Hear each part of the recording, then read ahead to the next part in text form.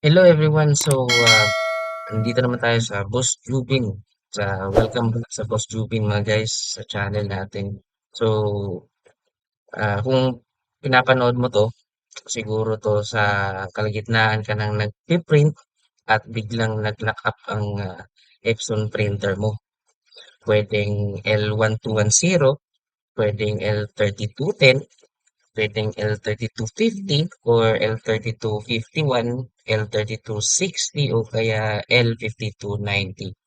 Sa monitor mo, may error message na a printer's ink pad is at the end of its service life. At sa printer naman, nag-iilaw at nag-blink na salitan yung red lights. Hinga ng malalim. Hindi mo kailangang itapon ang printer mo o magbayad ng mahal sa technician. Sa video na ito, ituturo ko kung paano gamitin ang ah, resetter para sa Epson L1210, L3210, L3250, L3251, L3260 at L5290 resetter para ma-bypass ang lock na yan na libre step by step. Para sa kaalaman niyo, ang tawag dito ay wasting pad counter limit. Ang printer natin ay may internal counter na kapag umabot na sa 100% na nagsha-shutdown ito para hindi umapaw ang waste pad ink sa loob. Para ma-reset ito, kailangan na natin na tamang adjustment program na para talaga sa model niya. So, para madali sa inyo, ihanda ko ang download link para sa reset Epson L1210, L3210, L3250, L3251, L3260, at L5290 tool sa description sa ibaba ng video na to. Kung hindi niyo mahanap sa description po, ipo-post ko lang dun sa comment section sa ang link para ma-download niyo. So kung ma-download niyo yung sa link, okay. Pero kung alam niyo na kung paano ito gamitin, very good. Tsaka kung hindi, pwede niyo i-pause muna ako tapos i-click ang link at i-download yung file. Kapag nasa computer niyo na, pwede niyo lang i-unpause niyo ang video at sabay natin i-reset ang printer niyo. So, okay, kung downloaded na ang file, may paalala lang ako. Baka kailangan mong i-temporary disable ang Windows Defender o Windows Security Antivirus mo. Technical lang naman ang dahilan nito dahil ang resetter na ito ay magmo-modify ng firmware data. Minsan na-detect nito ng Windows bilang false positive. Safe po ang file na ito. I-disable lang ang protection habang ginagamit natin. Kapag naka-pause na, i-right-click ang file at i-extract ang folder. Buksan mo ang Epson Reset Epson L1210, L3210, L3250, L3251, L3260, L5290 folder at hanapin ang katulad nito. Ito, kung nakikita nyo sa screen. Hanapin nyo ang adjustment program.exe. So, parang buksan. Ngayon, buksan mo ang program at sundan nyo lang ako. Uh, if ever ito yung first time yung i-download ito, i-run ito na program, yung hihingi siya ng password. So, ang password is i-loadzone.com. So, ilagay nyo lang, pwede nyo i-copy paste at ilagay nyo sa box kung hinihingan niya ng password. Okay. So, pagkatapos nyo i-open ng program, ito, Epson Adjustment Program. Una, i-click mo ang select button. Ito.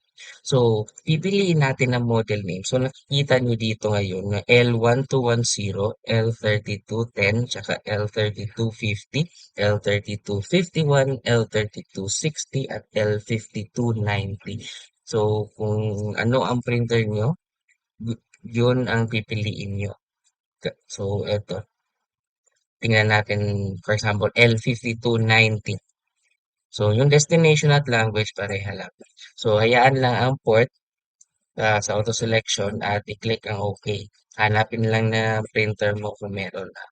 So, after nito mag-click ng OK, click mo yung particular adjustment mode button sa kanan.